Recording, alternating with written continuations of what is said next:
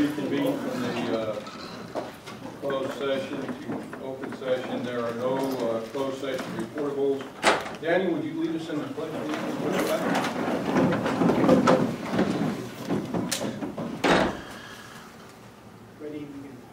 I pledge allegiance to the flag of the United States of America and to the republic for which it stands, one nation, under God, indivisible, with liberty and justice for all. Public comments. Any person may address the board at this time with either an on the agenda item or other matters of interest to the public that are within the subject matter jurisdiction of the board. Maximum of 5 minutes allowed per speaker. Maximum 15 minutes per item unless otherwise extended by the board. Are there any public comments for on the agenda item? Are there any public comments that are not on the agenda? Ed. Good evening, everyone. Audience as well. I think everyone in this room can certainly agree that the success of students should be our primary focus. I think we can all agree that an institution like COS needs money to bring about that focus. And I think we can all agree that if there are opportunities to increase the amount of money coming to COS from the state, those opportunities should be pursued. And that is why last week I discussed with Superintendent Carrizosa the possibility of getting your endorsement via a resolution supporting the passage of Proposition 30 at this meeting today. He responded that you had asked him to not bring anything political to you. Steve Lamar, who was present in part of that conversation, I reminded him that if Prop 30 passes, there is a possibility that COS would be allocated an additional preliminary $3 million. We also reminded the superintendent to let you, the board, know if Prop 30 doesn't pass, there are dire consequences for every community college, including COS. The superintendent responded that he would see what he could do and that I should send him a sample resolution supporting such a measure. And I sent him an example of one that has been signed by a number of boards, councils, and other elected bodies because each of them has recognized and realized the importance of continuing higher ed. Among those boards are CUSU Board of Trustees, Fresno State Alumni Association, University of California Board of Regents, Glendale Community College, Bay Area Council Business Group, California Alumni Association, and the list goes on. When the agenda for the present meeting was published, I noticed that no such resolution was included. And it is very puzzling that after several years of lamenting that the budget sky is falling, and that COS will be broke in the nearest future, you did not make the effort to possibly bring about some of the financial relief that you keep asking the associations to shoulder through concessions. It is a mystery why you would not rally your constituents to help COS, but instead let the specter of draconian budget cuts become more of a reality. If Prop 30 doesn't pass, there will be budget cuts that could range from $300 million to $800 million total. Severe enough, even at the lower figures, that smaller districts will need to be absorbed by larger districts. Severe enough for massive layoffs, severe enough to cause total disruptions to student successes. It is sad that you could not step outside of your "we need concessions from employees to continue functioning" mode long enough to examine why passage of Prop 30 would be good for the institution and its students. Your choices were simple: help COS if possible, or doom COS. I think many of us would agree that it would have been better to give students every advantage possible and come out in support of Prop 30. Thank you. Any questions? Stan, you want to respond? No questions, just a comment, Ed. I appreciate you making your remarks tonight. I'm going to restate really what exchanged between us, because I think what you shared tonight was grossly over-dramatized, but I'm going to restate. You came to me after our regularly scheduled October board meeting, No, I came After college our- council. After our regularly scheduled Yes. college board meeting. Yes. So this extreme interest that you demonstrated in wanting the board to take some action, you were already late with regard to what should have been an item we took up at our regularly scheduled college board meeting. What I shared with you was not that the board told me don't bring them anything political. What I shared with you is our board had already indicated to me that these kinds of issues are difficult and they have opposing political views and they are sensitive for public boards to take action on. You said to me, is there any way we can bring something to them now that we do have a special public meeting set? And I said, that's worth thinking about. Send me a sample resolution. And you did, and I appreciate that. It also, for the benefit of the group, happened to be in the midst of our week of accreditation. And to insulate the board a little bit from the implication and the drama we heard right here about how they made some difficult decision to refute the opportunity to help funding, I didn't even make a second request of them. So if you're going to shoulder that on anybody, Ed, you put that directly on me. And I will tell you that it was a judgment call that I made knowing that we were very busy with accreditation, that the week had already, in my work week, had already gotten away from me a little bit, and I apologize for that. But in looking at it, I also felt like if we were going to give that kind of a resolution thought and due diligence, it should have come before the board for a first reading and a second reading, and we probably should have done that. We should have thought about that together and done that before the regularly scheduled meeting of October, not necessarily a special meeting. So I'm going to take full responsibility for that. But I hope I can look all of you in the eye and tell you that personally, as superintendent and president of College of the Sequoias, I support Proposition 30. I understand what that means to our college and to our institution. I think each board member has their own individual feeling about that. And boards can come together collectively and take a position. But remember what we're doing here as elected entities when we do this, whether we're a school board, a college board, a four-year college board, a city council, is we're taking action on a resolution that would lend an endorsement, that would then go on to a list of folks that could then be seen and witnessed in terms of our support. I'll open the floor if the board would like tonight to take the opportunity to speak their individual mind on Prop 30. There's nothing that prevents us from doing that. But I apologize if the board didn't have the opportunity to consider it as a board and consider action on it because of the late timing of it and the busyness of the week we had with accreditation. So I don't want us to leave tonight thinking that's a black eye that this board didn't come out and support. That was 100% my responsibility. John? Let me give a kind of a rambling collection of thoughts.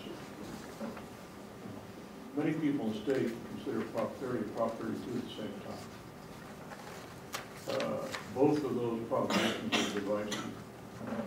Floyd County and Kings County are very conservative places, and a lot of the citizenry don't like the idea of supporting Prop 30. A lot of those same people think 32 would cure the ills of the state, like getting rid of the type of influence that occurs up there. Supporting Prop 32 would be very divisive of this college itself. And if we're going to go forward, it needs to be together. We don't need to be at odds with the staff and the faculty and other that's been classified. And we don't need to be making the community mad at us either. And I personally think that the combination of those two issues is divisive. Isn't going to have much effect or any effect really on the statewide outcome of these things. And I endorse what you've done, Stan, to just stay out of it because those kinds of arguments back and forth just make people mad. If ASB were to do something to endorse Prop 30, would each one of you be willing to come out and endorse it, or would you, like you said, kind of stay away from it? Like unofficially, of I course. think ASB wants to do whatever they want. Huh? I think ASB wants to do whatever they want. Okay. Well, I'm not saying like asking permission to do anything. I'm saying if we did, would you guys be willing to come out unofficially and endorse it? Unofficially. Well, I think Basically come out and support us in endorsing Prop 30. I think 30 and 32 do together. And The other thing, excuse me, the other thing, Kayla, is that what, I think what you might be asking, either officially or unofficially, is board members have the opportunity to state their support or lack of support or opinion, as Mr. Zumwalt did, individually. And I think they can do that with you as a member of ASB, separate from them sitting here in their official board capacity. Yeah, I'm not saying like go out and state it, I'm just saying like if we were to have an event, would it be willing to come out? Right. And Dr. Carrizosa, I It's appreciate. Mr., but it's okay. Okay, thank you. He's giving you a promotion. I appreciate your comments on that. And it still leaves a question as to why the board itself didn't act sooner, as many of the other boards did. Okay, the money is there, and I appreciate your argument because I do know how you feel about things, Mr. Zumwalt. That it still leaves the students in the lurch, it leaves COS in the lurch, if Prop 30 fails. And I don't think anybody has any idea of how draconian that's going to be. So political feelings aside, that won't be a saving grace. I don't think my point of view is cowardly. I think that it's divisive, and that's the last thing we need on campus. That's the last thing we need between us and the community. Well, do you think that major layoffs and turning away students and many other things are not going to be divisive? Your point of view might be valid.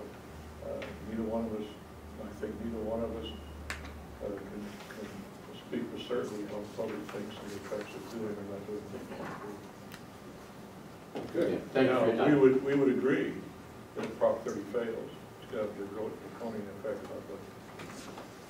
Are there any other public comments that are not on the agenda? All right, budget solvency plan. Okay. The three items that we wanted to hit on tonight start with a fiscal solvency plan presentation. And again, this goes back to my first opportunities to come to the college and to have conversation with the board and have the board express concern, obviously, over the budget. And wanting now that the interim year had completed and the new president was hired, to be able to put together at least a framework for a possible solvency plan. So what you're going to see tonight is a first public reading of the framework, the general components of a plan. There are some details, obviously, that need to be fleshed out. But in anticipation of the recent accreditation team coming, and the fact that we knew that many of the community colleges throughout the state who were undergoing accreditation were being given either recommendations or outright warnings / sanctions for a lack of attention to their fiscal status and their fiscal insolvency. Knowing all of that, we made it a priority from August through October to try to get the best handle we could on the key elements of our budget, including some things that we had to make assumptions about for future projections. But what Interim Vice President Brickley is going to do tonight is take us through a PowerPoint and a companion paper document that's going to outline our budget and the framework for what could be a solvency plan over the next 2 years. So I'll turn it over to you, Doug. Okay.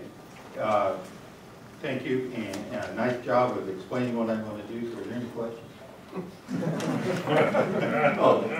The details are all coming up. Oh, okay. The presentation is set in two pieces. The first, I'm going to say half, the first part of the presentation deals with where we are right now with our budget and the assumptions that we used in developing our September budget for the current year. The second half will have similar slides in it. The assumptions will change in terms of how do we reach solvency, because the budget was not necessarily put together with those action plans in place. And you might ask why. Part of the reason why is we have Prop 30 out there. Prop 30 is a little more than $3 million to us. We have a deficit of about 4.5. So the difference between a $4.5 million structural deficit in the year and a $1.5 million structural deficit is a significant change in what the plan would look like. And so rather than jumping in and trying to take actions early, we are bringing this now, and then by the time we meet in November, we will have known what those election results are. So if I might, these are the assumptions that were used when we developed the unrestricted general fund budget. Revenue, again, November temporary tax initiative does not pass. The governor is assuming in every one of his that when they say governor's budget, they're assuming the taxes are passed. We are assuming they are not. That was under that's a conservative way of looking at this. It's also a way that's recommended by the state chancellor's office when we prepare a budget rather than waiting for it to fall into the later date. We are saying because we are going with no tax initiative passed, there will be no additional mid-year cuts. So losing the tax initiative would be the only thing we would lose this year. So our budget would align correctly with the final budget that will be coming to us in January. 0% deficit factor will be applied to community college apportionment. Remember last year we got hit with what was known as a February surprise. Essentially, they give us our first apportionment report in February. That's when we know whether our revenue from the state that's being passed through to us is equal to what the state has projected.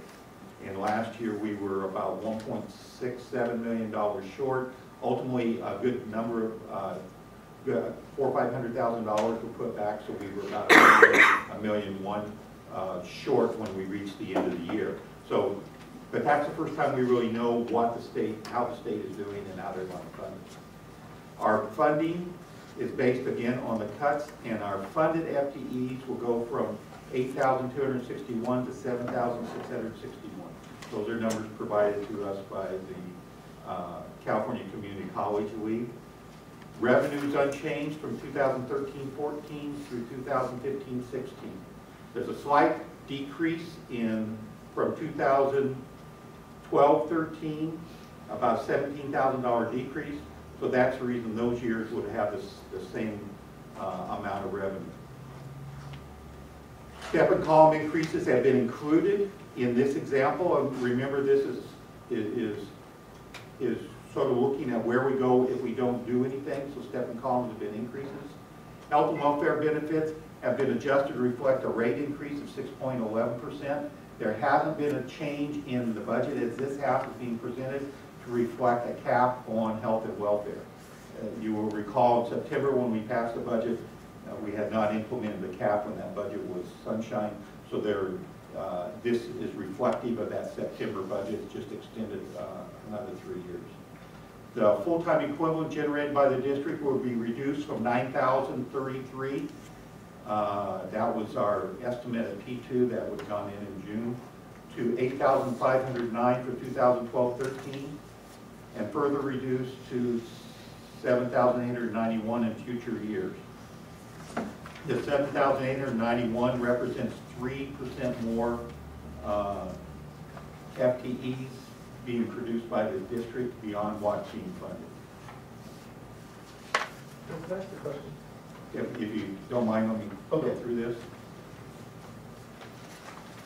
As we look at the projections, we're looking at 12-13, 13-14, 14-15, 15-16. That's the general fund revenue. That's the ongoing revenue to the general fund. You'll notice that we have state allocation of $42.9 million. We've reduced that by the 2.7. The total state allocation for our generator FTEs is $40,187,000. The miscellaneous revenue is $2,929,000, and the mandate reimbursement is at $28 per funded FTE. That's a new thing that came in with the law. That will stick whether the tax initiative passes or fails. That's $231,000 this year. That is based upon the number of FTE generated last year that would have been funded. That's 8,261. You notice that it does drop as we move forward into these years to reflect the lower funded FTE rate. That's the only change in the revenue as we move forward into any of these years. Top line is just moving that unrestricted revenue forward. And this is sort of how our budgets line up, and we've seen this before, so I'm going to shortcut through a little bit of this. $45 million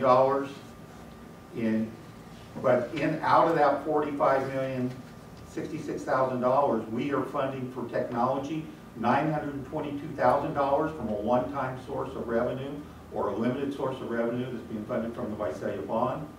We are funding our certificates of participation for debt owed for the Visalia campus, mostly parking lots and technology. That's coming from the Visalia bond. And we are going to fund $1,347,000 in retiree health benefits. That means our actual ongoing expenses to operate this district 5 years from now would look much more like $47,797,366 because we are transferring the cost to pay for technology, the COPs, and our OPEB, our retiree obligation, to sources of revenue that are not reoccurring. In other words, they don't generate money for us. So that means our budget is actually built on ongoing recurring costs of $47.8 million.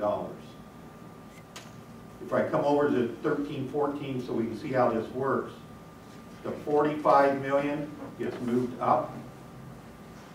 We add to it other adjustments to ongoing budget. That would include step and column, health benefit caps. Realize there was no cap at the time this was put together. Health benefit caps,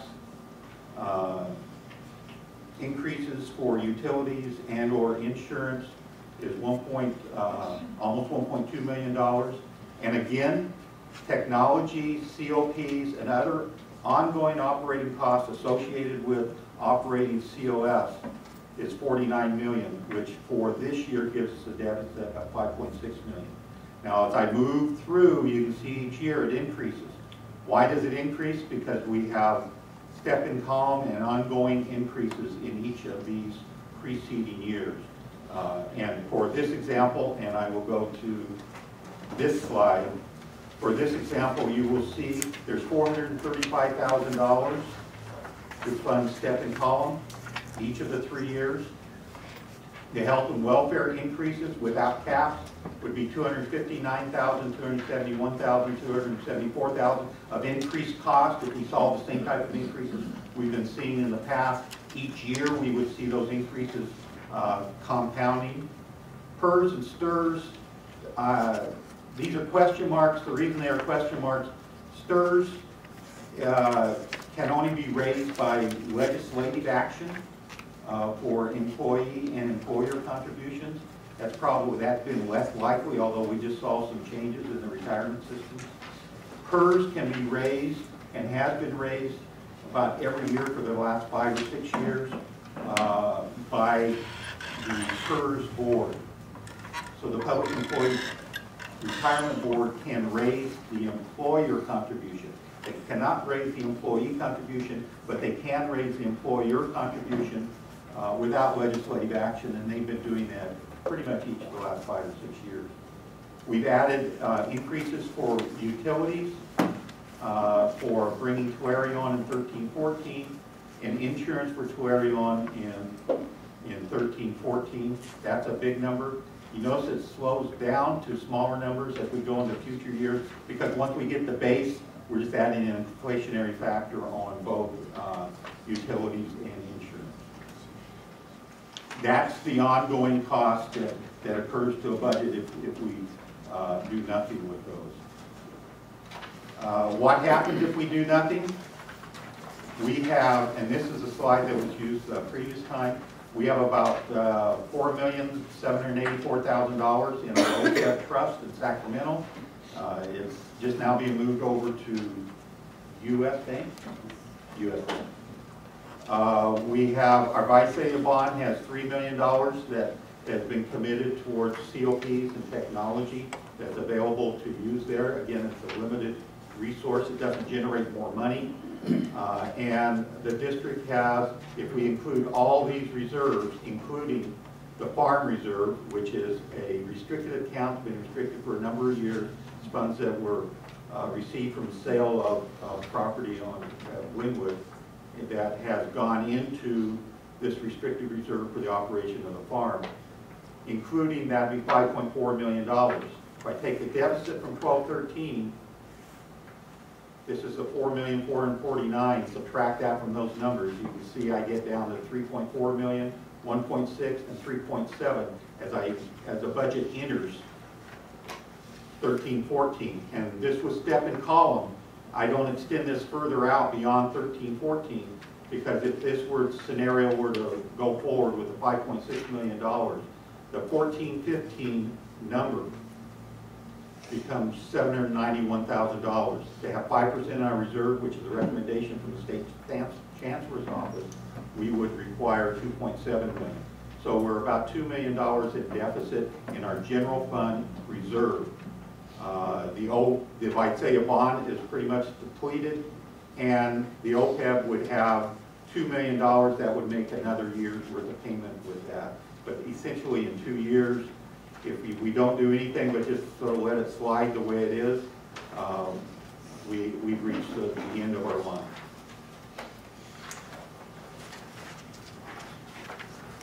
That is the framework. That's what the budget that we passed in September would look like if we didn't do anything. We'll move into the fiscal solvency plan. The fiscal solvency plan takes the same type of operation, and we look at 2012-13 and 13-14. All the information I have read and are receiving is that the forecast is whether the initiative passed or not, this year and next year is going to look the same. Either we get the $3.1 million or we don't, but next year and this year's revenue is going to be the same. There's not going to be a change for those 2 years. The 14-15 year, it doesn't have a forecast coming from it, but everybody is saying, don't think it's going to get better in 3 years. 15-16, I know it's for reference purposes. It's remained the same, but there's not a good forecast that you get out to out a third or fourth year. They start to fall apart if the economy starts to turn around how fast. It doesn't continue to fail. So 12, 13, 13, 14, and 14, 15 are pretty good indicators, and following that direction that we're about as good as we're going to be this year, whether it passes or doesn't pass. That's the revenue side. So the rules of developing revenue, so you can take the old revenue side and add some of these parts to it. We'll get into a slide that talks about line item reductions, and those are line item reductions that look at instructional, non-instructional supplies, instructional, non-instructional equipment, student health, transportation savings, fuel savings, and contract services. So we're looking at 4,000s, 5,000s, and 6,000s. Everything below employee employment and benefits is essentially going to be in this line. And that, quite frankly, has been reduced pretty significantly, but that's one of the things we have to look at. Expenses to other resources. I spoke at the last board meeting. MAW is a Medicare reimbursement. We have some reserves that are in Medicare reimbursement. We've given that to some departments and they've built up reserves. As we are using our reserves, we're going to suggest those departments look at their reserves, and rather than buying above and beyond, to use that to pay for any encroachment they would have on the general fund.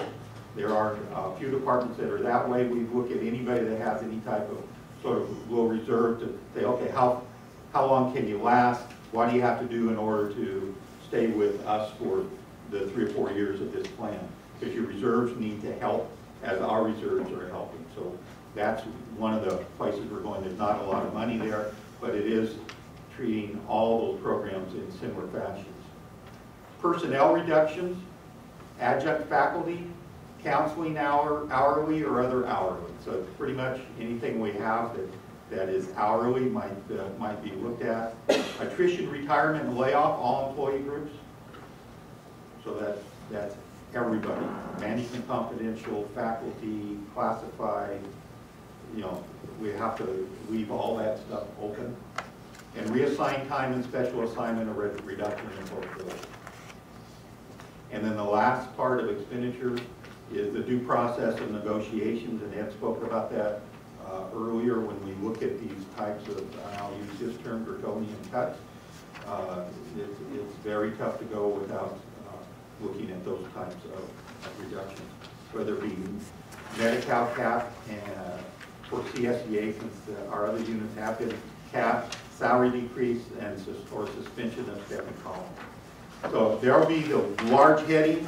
What this does is give you the subgroups underneath that we might be looking at. Here's our ongoing annual increases. You will remember from the previous slide, when I talked about ongoing annual increases, there was $535,880 in each of these two lines. We will be proposing to suspend step and column for 2 years, 13, 14, 14, 15. That saves $535,000 each of those 2 years. The proposal is to look at that for 2 years. The third year is placed back in there at $535,880. We are proposing cap, and cap would remain at 0. If you have a cap, then you won't have an increased cost associated to the district, at least at that point. PERS and STIRS remains unchanged. Utilities and insurance, and as we start looking at, so those are all the same. This is new staffing, a grounds and a custodial position for opening Tulare in July 1. We are going to need some additional staff out there, and we have in this plan put in $120,000 for 2 positions to go out. This number comes down from $1,175,000 to $500,000, and these others come down about $600,000–700,000 each. This one, the 685, has gone back up from 150,000 or so because of the addition back of step and column from this 2-year suspension. We've looked at ongoing budget reductions. So if we look at ongoing budget reductions, in the first year, current year, even though we're $4.4 million, $4.5 million out of balance, we're looking at making reductions of about $1.5 million current year. That would be in line item reductions, and I just went over what all those would be. That's virtually everything but employees. $362,000. Other expenses that would not go away but be funded from other operating reserves that some programs have. I gave you the example of MA or the Medicare funding. Personnel reductions of $372,000. That would be through hourly or layoff or attrition. So those would be reductions that would happen. And again, we're looking at that at all parts of the campus, not zeroing in on any specific unit. And due process of negotiations is $655,000 for this year. And there'll be more spoke about that as we move into the next part of this presentation. But what we are looking at in these two combined numbers is a benefit cap from all units and a 5% salary decrease from all units. So that's the reason for this note here, and this would be the proposal. So you see we're looking at 1.5 and about a $3 million decrease in ongoing costs. And that's the, and I think it's important for us to realize none of us created this mess. It was sort of the state of the United States, the state of California, and it's been happening over a number of years. If I put all this that I just discussed together, and this is sort of the plan all together, this looks like the slide from before, except there's this box. Here's the $45,066,000, it moves up here. The $44 million in subtotal of costs moves up here. The $41,140,000 moves over here. We're just moving those forward. Ongoing budget cuts, the $1,494,000 that you saw that occurred in this current year, $1,494,000 is being reduced from this amount, is being carried forward. Those are ongoing types of budget cuts, so they will reoccur year after year after year, so that will change our base. The same way with the $3,047,000, it will change our operating cost expenditures each year. We have the $500,000, the $114,000, and again, when the step and column suspension is up, that goes back up to $685,000. So what happens? We have $4.4 million, $3.5 million, $572,000, $1.3 million in deficits. That's different from what we had seen before, which was 4.4, 5.6, 6 point something, 7.2, whatever those numbers were. This balances, it gets us down to our one-time budget resources of this year of almost $3 million and goes into the next year of $457,000 and $572,000 of our one-time budget sources. And this starts to rise because we're adding the 685. So second column comes back in. It's the reason I referenced 2015-16 is for reference purposes. Hopefully something happens to break and improve the economy. If it doesn't, this lets us see where we would be going each year. So where does that all come from? Here's where it comes from. One time, $996 million. OPEB trust, 576, or 996,000, 576,000. The FISAIA bonds, 1,382,000. That's technology and COP. Nothing from our district fund. Get to this year, it's all from the FISAIA bond, 457,000. That's about the cost of the COPs. This is a little more than the cost of COPs, so some technology have gone in here. And this number isn't going to be rocket science. That's all the money that's left in the FISAIA bond in 2015-16 is now at zero. And we have to use the OPEB trust if we were out of 15-16 in exactly the same position. So you can see these numbers match to our one-time budget deficit before our fiscal year deficit becomes zero. But this is our structural out of balance portion of our budget. If I take these funds, and you've seen part of this slide before, I moved the farm reserve over. That's not inside the district balance. Moved it over. That is dedicated. That's a restricted fund, and sources came in to operate the farm and to make sure that the farm that we operate doesn't become a burden on the district. It should work very similar to our OPEB, our other post-employment retirement for our employees. Is that there should be enough money there that will take care of itself, and we shouldn't have to supplement those costs for retirees or for operating a farm that's been moved over. This will look slightly different. And as you go down, the same available funds, only rather than ending at 13-14 in the hole, we get to the beginning of 16-17 still holding a reserve. The FISAIA bond has been fully expended because we used that in the years that we were plus or minus about 500,000. And the last year, we have to go for the OPEB trust, realizing that when we negotiate other post-employment benefits for employees, there's an obligation to pay those. That's what the trust is designed to do, is to have, in an ideal world, we'd have $10 or $11 million there. It would earn enough return to pay so we wouldn't be absorbing that $1.3 million. That's what that trust is designed to do. This $464 million matches the retiree health and welfare that has not been transferred. That's in a separate fund in our district. So it matches that same amount of money. That's sort of the balance.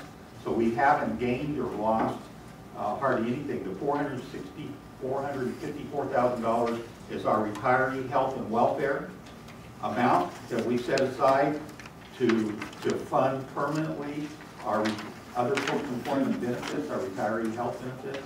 and you see that's this number here. So we're not gaining or losing. The board would like to have 6%, 5% is what's being mandated by the state without going on some sort of watch list with the chancellor's office.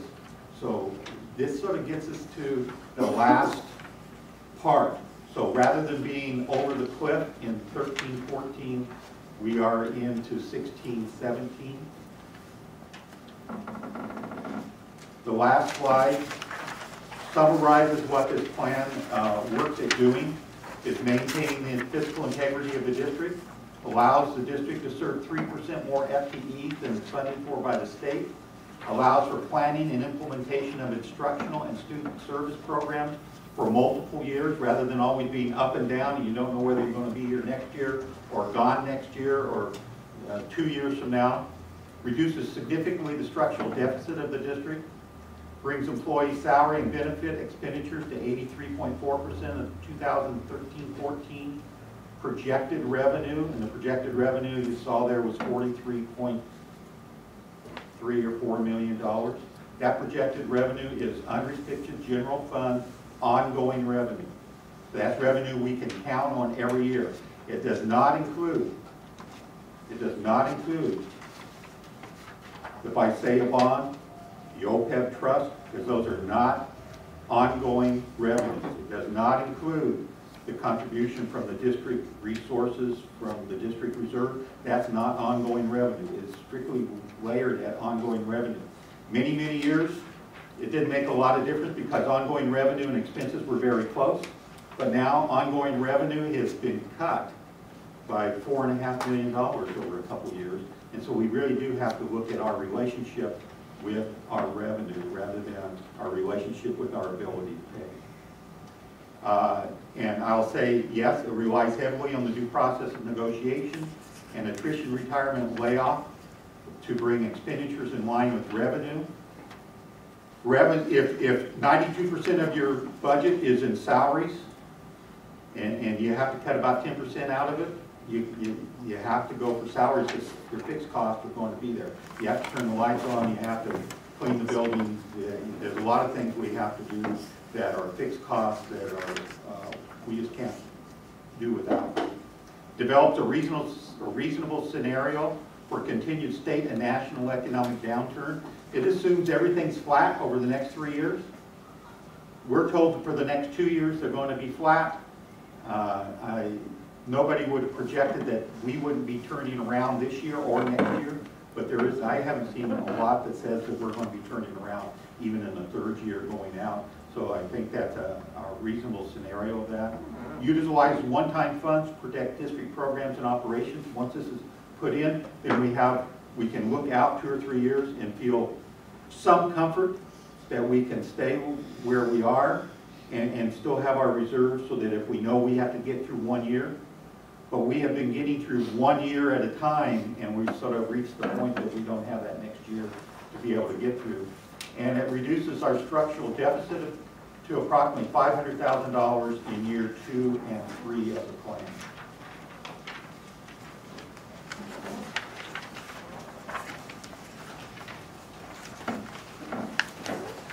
Any questions? Either on the board? Comments? Okay. First of all, I congratulate you on having the courage to look to the future when no one really knows what the future is. Yet if you don't try and figure out what the future is, you're just going to be a victim of it by the time. I'm very appreciative of the effort you went to try and get a handle on what's like it. Now, your assumptions here, though, don't have any provision for any more surprises from the state.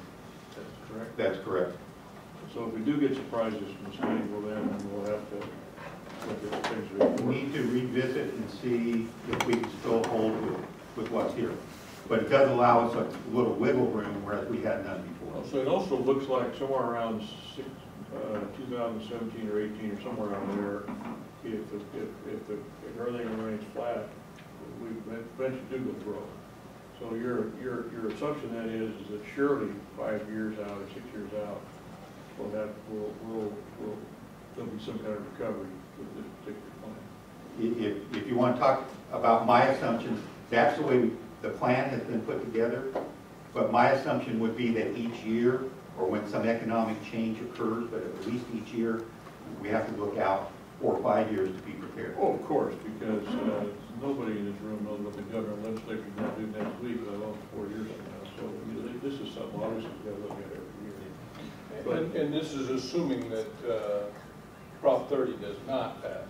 It's taking the worst case scenario, it does not pass. And that's the $3 million or so. Okay, so your recovery plan gets us out to a further date. So hopefully the world's different then. But yet doing nothing, we go out of existence before that's possible. Is that a good way to put it? That's a fair way to put it. Any other board member questions or comments? Any questions from the audience? A question about the University Prep High School and the VIX programs. I noticed they weren't mentioned in there at all. And I've heard people at different points discuss that they're cost neutral to the college, and all of our research shows that that's not actually the case, that they are cost neutral. I'm not noticing any changes in VIX. I know we leased for 3 years the Tulare Center at $100,000+ a year in advance when we had money in the capital projects funds. So we pre-expended that money when in times like now we could use some of those kind of funds. And so I'm curious as to, it seems like the employees of this college are having to, like Mr. Sent said earlier, foot the bill for decisions that were made by the board regarding past issues. UPHS, University Prep High School, I understand it's politically beneficial for the community to have that, but there's no way that that program is cost neutral to the campus. How are those programs going to be impacted, if at all? I know those are kind of favorite programs, politically speaking, for the board, but are those being looked at all? Are we looking at everything? We're looking at everything. When you look at this number, these are purposely broad, and I think we have to look at everything. Because I hadn't seen them up here mentioned at all, the University Prep High School and the Business Industry Community Services. I know several years ago when the economy turned down, one of the first programs, and I don't want to see any programs go, but one of the first ones to go was, they call it Community and Corporate Ed at the time. But it seems like it's sort of a protected program. Is that just my imagination? Are you referring to our charter schools? Is that what you're referring to? The Business and Community Services, BICS? He's like referring to Right. the contract education, community education that Luann Waldner, Debbie Castro are involved in. And not the University High School. I mean, the University High School is something separate. Page 9 actually mentions VIX. It's part of the expenses to other resources that we rent to be paid by VIX going forward. Right, but I think what Doug was saying earlier is in those large number categories, the answer to your question, Kevin, is we haven't itemized all of that yet, but yes, programs like VIX and like University Prep High School, if they truly aren't cost neutral, this is the time to look at those additional kinds of expense shifts, especially to programs that might be accruing some sort of a internal budget, line item budget reserve. And we've invested a lot of money out at the old TCO Center, and I know we're kind of hooked into that now. And I know some of that was bond money, but I know a lot of it came from unrestricted funds, the way you guys would call them, unrestricted. And so it's like we're hooked into that at hundreds of thousands of dollars, and some of the cuts that we're making to the employees on this campus are equal to that. And I'm not beating up the community services program because I used to teach in that program and I fully support it. But when it comes down to cutting 4-credit classes for our students, it seems like we're cutting 4-credit classes before we're looking at those types of cuts. And again, I hate to even talk about cuts, period. And so I guess that confuses me just from a business standpoint. John? I think everything's on the table, but you characterize something that's not true. You characterize that University High School as a political thing, that the board, that somehow comes to board. That's not a fair characterization. It wasn't our idea. If we came from the academia of the college and we just approved it, I think everything's on the table, but please don't characterize that as a pet project of the board, 'cause it's not. And I don't think I said it was the board's pet project, did I? Politically favored. Politically favored. But did I say the board though? Yeah. Okay, well then I apologize for that, but I know that campus-wide, it has been politically. Lori and I didn't even know what you were talking about. I don't politically favor something, I don't know what it is. My apologies to the board then, but I guess part of that comes from the idea that we, you know, as the lower echelon of the employee hierarchy here, we assume that the board is familiar with everything. It seems silly to me that the board wouldn't even know what the University Prep High School is, yet we have this huge. we know what it And is. the public thinks we're familiar with everything you teach in your class. Both observations are not valid. And they think we know every one of you teachers too. You know. I We don't. wish- We I wish know the that ones was that show up here, basically. I wish that were true. The point, though, to respond to your question is, in those total dollar numbers, all of those things will be reviewed, need to continue to be reviewed. And I don't know that it's completely true. It's maybe not the complete context to say that we haven't looked at programs like VIX or others as opposed to 4-credit programs. I think we've tried to look at it all, but I think the FTES that wraps itself around the biggest part of our budget comes from that academic credit-based program, and that's where our unit funding is being reduced by the state. So we have to look there, and then in addition, we've got to look everywhere else. But we have to look at both. We do. Any other questions? Okay. Item 2, district initial proposal regarding successor contract with Costello. Okay, the second item tonight is to have John Bratch give us an overview of the interests that we would like to sunshine for the new round of negotiations with the College of Sequoia's Teachers Association. And I think the idea about combining it with the fiscal solvency plan is hopefully to see how this first step toward negotiations, because we also negotiate with CSEA, and we also obviously have management employees who are going to be affected in some way by changes, but to see how the negotiable or personnel parts of it start to work together with the fiscal solvency plan. Yes, sunshining is a legal term. What do you want to explain, John? Sure. Okay, I'm sorry. It's the first part of negotiation. Before you can officially start negotiating, you got to give the public an opportunity to see what each side wants to negotiate on, and then allow the public an opportunity to respond to what we're proposing that we negotiate on. So what we're going to do is tonight, the board, first of all, to acknowledge receipt of the district's initial collective bargaining proposal, and also announce that this proposal will be available for public review at the Office of Human Resources from now until our November 13th meeting, where we will have a public hearing. Again, as I mentioned, this is the first part of negotiations. And what I'm going to do in my little presentation now is just give you a brief overview of what the district is hoping to accomplish in the next round of negotiations. Our existing contract expired on June 30th, 2010. The past couple of years, we've been trying to negotiate a settlement. However, it was unsuccessful, and we went through the due process portion of negotiations. And as the board is aware, on September 10th, 2012, the board imposed a cap on health benefits for Costa. Well, here we are again, and it's entirely new round of negotiations. We're starting fresh. This is the first part. This is the District Sunshine proposal.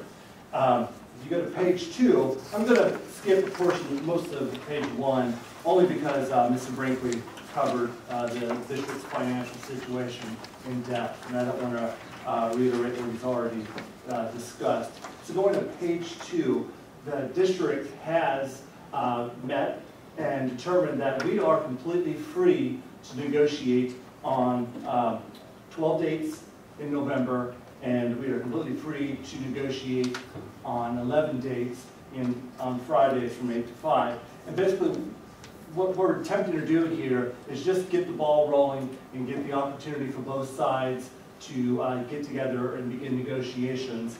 And we thought it'd be convenient if we let the Faculty Association know what dates we were available, and those are the dates that we are available to negotiate. As to the actual Sunshine proposal, I'll go over briefly what it is the district hopes to accomplish. And first thing I want to start off by stating is that the district initial proposal is for a 2-year bargaining agreement. That would encompass the 2012-2013 academic year and the 2013 and 2014 academic year. The first, going down to Article 4, the district is proposing that we limit language within Section 4.1, which states that the district must maintain any benefits or professional advantages enjoyed by faculty as of the date of this agreement. The district is proposing that we eliminate this language. Going on to the workload, Article 8. Specifically, the current master agreement has a section regarding non-teaching faculty such as counselors and librarians. The district is interested in opening up that section and further clarify exactly what it means and what the schedules shall be like for non-teaching faculty. The district is interested in being able to establish a work schedule of non-teaching faculty, as well as the work requirements of the non-teaching faculty. Moving down to Section 8, the district is interested in limiting the amount of overload full-time instructors can teach. Right now, full-time instructors can teach as many classes as he or she desires, but the district is proposing that we limit that to 1/2 of the instructor's full-time load. Which, in other words, they could teach 7/2 LHEs of overload. We would propose to limit that. Moving on to class scheduling. I know this is a sore point. Several years ago, we negotiated successfully language on class scheduling. However, the language back then was geared more towards a single campus than it was a multi-campus district. And as a result of that, the district is interested in opening up the language within Article 8 on class scheduling so we can account for the opening of Tulare in January of 2013, as well as the already open Hanford Center. Moving down to Section 8.2.10. We included language in 2006 or 2007 regarding distance education into the master agreement. And within that language, it indicated that after 2 years of having a distance education program, the district and COSTA would get back together and evaluate to see how things are going. Unfortunately, we never did meet to discuss the direction of the distance ed program, so the district is merely requesting or re-emphasize that we would like to discuss how the distance ed program is going and if any changes are necessary. Moving down to Section 8.6. Right now, in COSTA Master Agreement 8.6, there is a table, sort of a convoluted, kind of confusing table about how to calculate large class size. The district is interested in simplifying that table quite a bit, and we would be interested in paying a flat stipend for the amount that the number of students teachers teach beyond 40 students. So we would like to get rid of the entire table and move towards a flat stipend dollar amount based on the number of students an instructor has in his or her classroom. Moving down to salaries, Article 9. The district is proposing that effective February 1st, 2013, there will be a 5% across the board salary reduction for full-time faculty. We'd also propose that any language that is outdated or expired would be eliminated from the current master agreement. Another proposal of the district is to suspend step and column effective July 1st, 2013. Also, as to salaries, the district is proposing that instead of receiving pro rata pay for teaching summer school, when summer school does get reinstituted at COS, then instead faculty are paid on their overload salary schedule.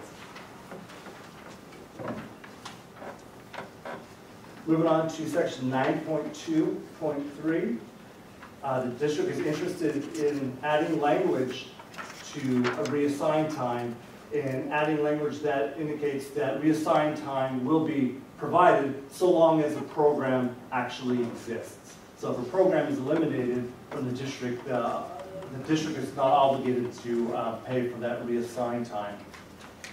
Finally, with regards to salaries, Article 9, the district is proposing to eliminate the section 9.2.3.12, which is the faculty on special assignments. This was negotiated in the last round of negotiations. The district is interested in eliminating that section altogether. As to employee benefits, in Article 10, the district would like to maintain the current health and welfare cap that was adopted by the Board of Trustees on September 10th of 2012 via Board Resolution 2012-24. Additionally, within employee benefits, the district is proposing that section 10.2 is eliminated. This section provides that if a faculty member exhausts all of his or her paid leave, that they will be entitled to 12 additional months of district-paid health and welfare benefits. The district is proposing that be eliminated. Finally, as to employee benefits, the district is proposing that we cap the stipend amount a retiree receives to pay towards his or her Medicare supplemental plan upon retirement. And also we would like to limit the number of years a retiree actually receives this Medicare supplemental plan upon retirement. Moving on to Article 11, which is working conditions. Presently, Article 11 and Article 8 are somewhat inconsistent with one another. And as a result of the fact that the district would be interested in renegotiating language in Article 8, the district would also be interested in renegotiating language in Article 11 to make the two consistent with one another. But the bottom line is, with regards to Article 11, the district is hoping to, just a very broad statement, determine the classes that will be offered at each class and be able to designate the fact that full-time faculty positions will be at those campuses. And also, the district is interested in guaranteeing that full-time instructors are indeed at all campuses. Moving on to Article 12, which is leaves. The district is interested in reducing the number of sick days faculty earn from 1.4 days per month to 1.0 days per month. On to Article 15, which is conferences. Currently, faculty are allocated $40,000 a year for conference attendance.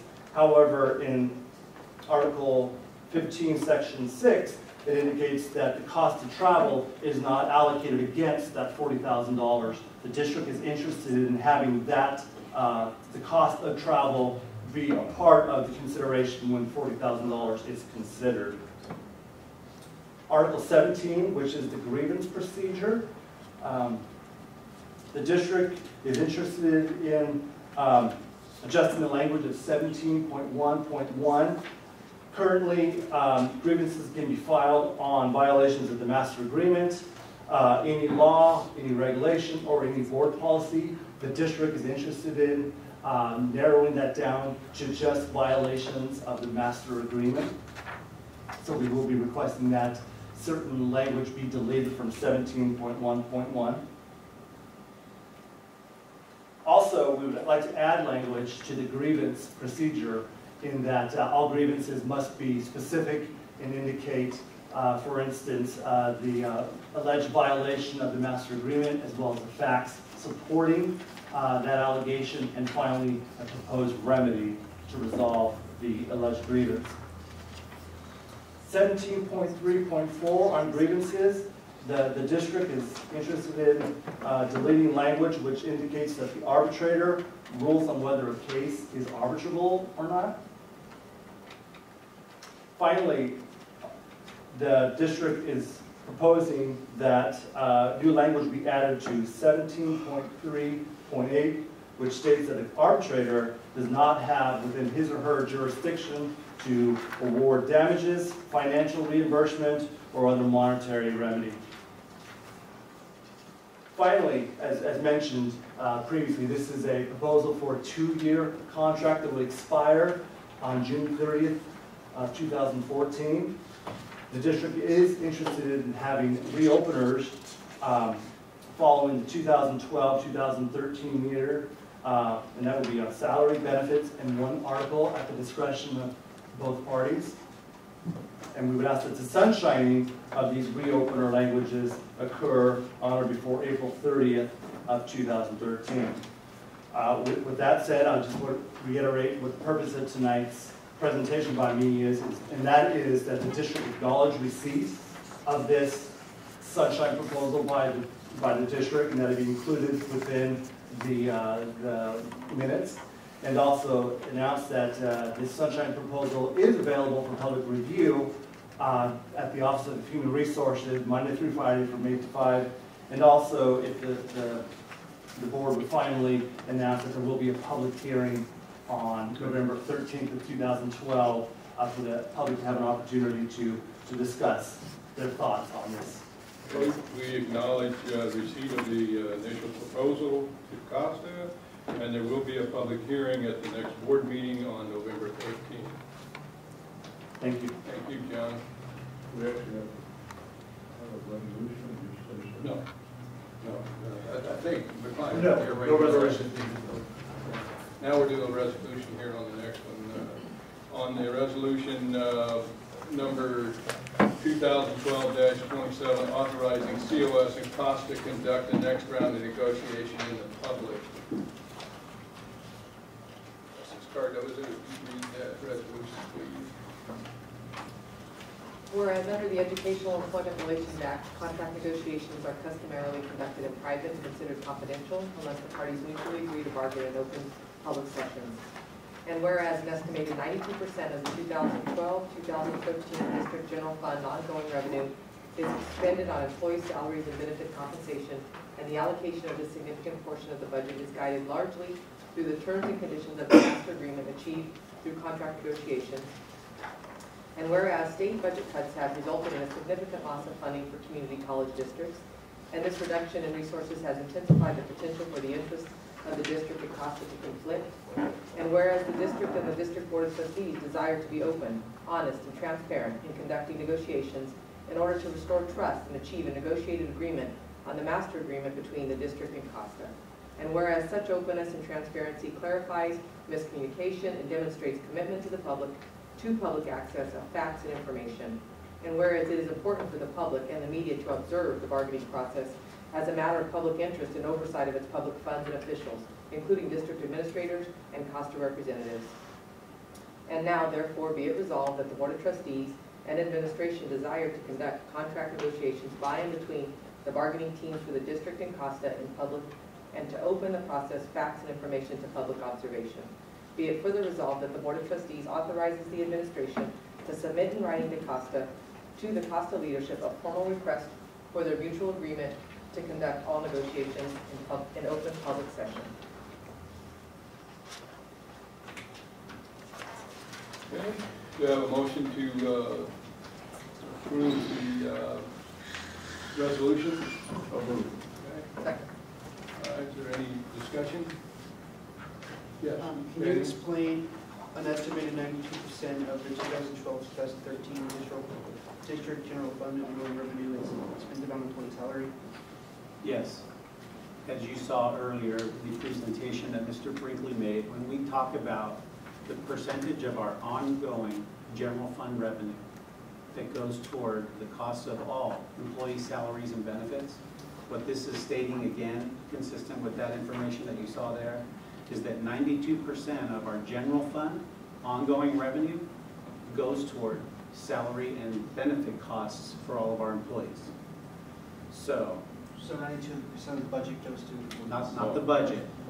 The budget, remember Daniel, is bigger. It has other resources in it. It has non-general fund and restricted. It also has one-time monies. When you saw those reserves like OPEB, the other post-employment benefits, that's a reserve account. When you saw Measure I, that's a reserve account. So we put those into the budget, coming out of a reserve, out of a savings. Those go into the budget to pay some of our ongoing costs. But reserves run out, right? So if you pull those out, if you say, don't count those because they're one-time monies, just count the money that comes in ongoing, the actual general fund that's ongoing, that's a smaller number, so the percentage of employee salaries and benefits is larger. It's 92%. Okay. Roll call vote, please. Trustee Zumwalt. Aye. Trustee Cardoza. Aye. Trustee Sherman. Aye. Meeting adjourned. Thank you all for coming.